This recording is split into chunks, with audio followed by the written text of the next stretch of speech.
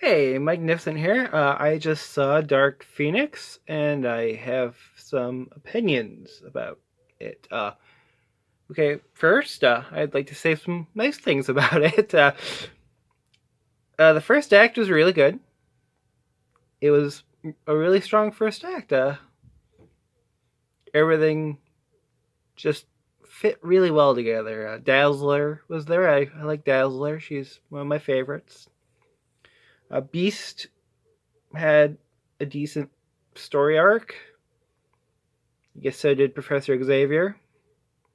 His was uh his was less so. And the visual effects are nice. Like the fights and everything were good until the end. And like everyone did a decent job. All the actors they did a decent job. And that's about all the nice things I can say about Dark Phoenix. After the first act, things just okay. There's gonna be spoilers. After the first act, things just it's just all right. So I was thinking about this during the movie, and okay, the difference between all right, this right here is the original Dark Phoenix saga. Before this, it were about 20 or 30 years of comic books with the X-Men. You got to know these two pretty well. Uh, there's a whole other Phoenix saga where you got to learn how strong she was and everything. So when this happened, when she became Dark Phoenix and went all evil and everything, it was a surprise, but like, oh my god, she's doing all this stuff, all this bad stuff. And it was earned. All the emotional beats in this storyline were earned. And then you have here's the DVD of the Dark Phoenix saga for the X-Men animated series. You can see right here is volume 2. So that's a whole volume of cartoons. I don't know, there's like 15 or 20 17 episodes on here. And I don't think this isn't even the Dark Phoenix saga. They put her on there, but that's later, I guess. But yeah, so you have at least 30 or 40 episodes of getting to know all the characters before Jean Grey becomes omnipotent and crazy. Well, I guess not. Maybe driven mad with power would be a better word. And then, and then you have this. Cinema's last attempt to do anything with the Dark Phoenix. And like the other two things, you had 2 whole movies before that get to know Jean Grey, get to know Cyclops, get to know all the X-Men. And like when I mean that this falls apart too. This falls apart really well. I mean, it doesn't fall apart to a point where it's really well, but it falls apart in such a way that's like I don't know, it's like a building falling down and making a statue of a horse or something. I don't know. But yeah. So this movie, I mean, it's banking on you knowing the characters from everything else X-Men. Because Beast and Professor Xavier and Mystique are there. Oh, and Magneto. All 4 of those guys are there. And they're the only ones we've known since the start of this new saga. Which is 4 movies long, and we've only known this set of X-Men that are in the movie since this one, the last one. Yeah, so you have Storm, who we know from the original movies, original comics, but showed up in this movie. So this version of Storm we know nothing about, except for what we've seen in one movie. We have Quicksilver, who showed up in Days of Future Past, and in each movie has like one good scene, and he gets shunted off really quickly. He has like 1.5 good scenes in this, and then he's just gone for the rest of the movie. I don't know if they have like a contract thing where Quicksilver can only show up for X amount of minutes in a movie, but like he's one of the better characters that we've had in this new X-Men thing going on. That was going on. I mean, let's see. Cyclops showed up in this movie. Nightcrawler showed up in this movie. Beast, he's been in all of them. I like Beast, so I'm glad that he's still here. And then Mystique dies. Honestly, once she's dead, things just like that's pretty much the end of the first act, and that's when things just get bad. Because nothing in this movie is earned. And all of that would be not forgivable, but more palatable if the villains of the movie were better. But they're not.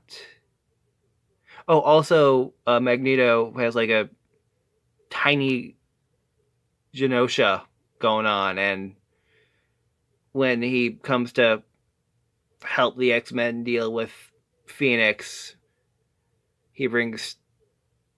I don't even know if they were given names in this. It's just like a guy who has whips for hair or something, and then a woman with daggers. They could have just used Psylocke in that role, and it would have been better. But yeah, the villains. Well, in this, one of the first planets that the Phoenix consumes is the Dabari, which are a bunch of weird broccoli guys. Let me find it real quick if I can. Yeah, this is exciting video making. Whatever.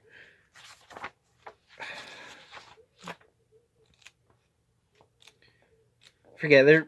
I'll just find a picture online and show it to you. It'll be right here. Dabari. It's a broccoli guy. And like in the comics, yeah, they're the first ones to get their planet destroyed, and then in this, they're like Skrulls. They're just Skrulls. And they are the enemies. We don't get like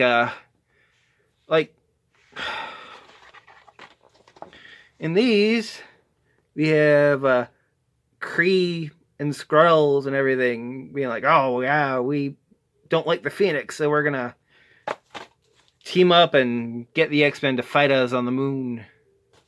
Like, and even in this, in addition to Phoenix, you have Magneto still being evil. But in this movie, it's just a Dabari, and their motivation isn't weak. They're trying to take over the Phoenix Force to rebuild their planet on Earth.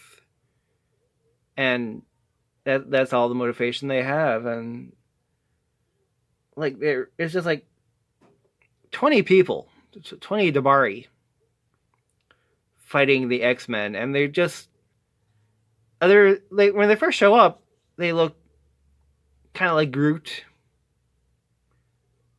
and then They're just humanoids. Not even humanoids. They're actual humans. They just take over human forms, and that's it. They're fight the X-Men, and it's just such a waste of the Dark Phoenix. Like if you thought this was not that great, then you're not gonna like the Dark Phoenix, the new one. And everyone does. All the heroes, all the protagonists, do a good job with what they're given, except for like, not even Mystique, even though she's gone like a third of the way through the movie. It's just a real letdown. It starts off so strong. Like, it starts off so strong, and then just, or even, they start off so strong, and then Dark Phoenix happens. So Dark Phoenix doesn't just destroy worlds, she destroys movie franchises too. Because I can't see, if this was their last ditch effort to make Disney want to continue the X-Men as they are, they did not end on a strong note. Okay, let's see. Speaking of unearned moments, Nightcrawler, he uses his powers defensively through most of this, and then in the end he has like a moment of apprehension when the Dabari attack, and it only lasts for a moment, and then he starts stabbing people. So that is his character arc. Going, like, we can see that he's having trouble punching people and whatnot. Not even trouble. We just see that he's not doing it, and then he does.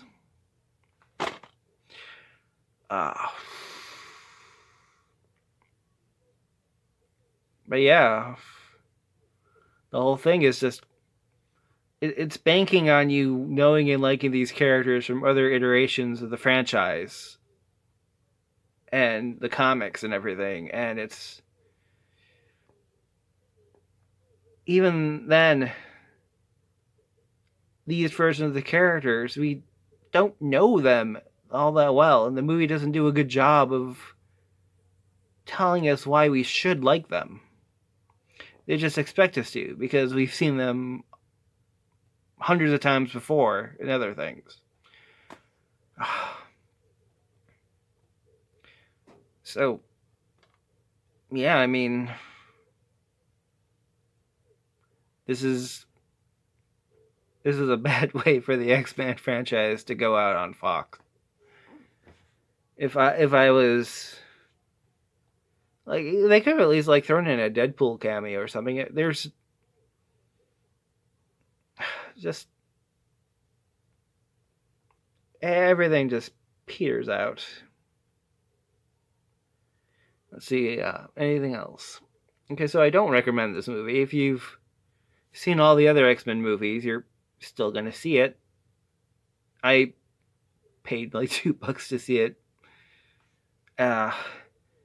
Like, just watch it on streaming or DVD or whatever when it comes out on that.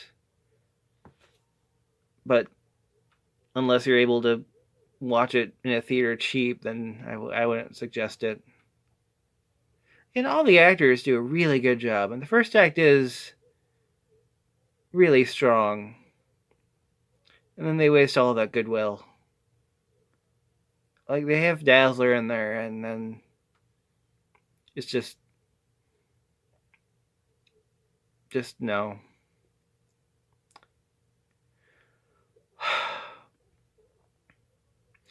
Oh, and also, at the beginning of the movie, the X-Men are, it's weird, but in the beginning, they're superheroes, and everyone loves them.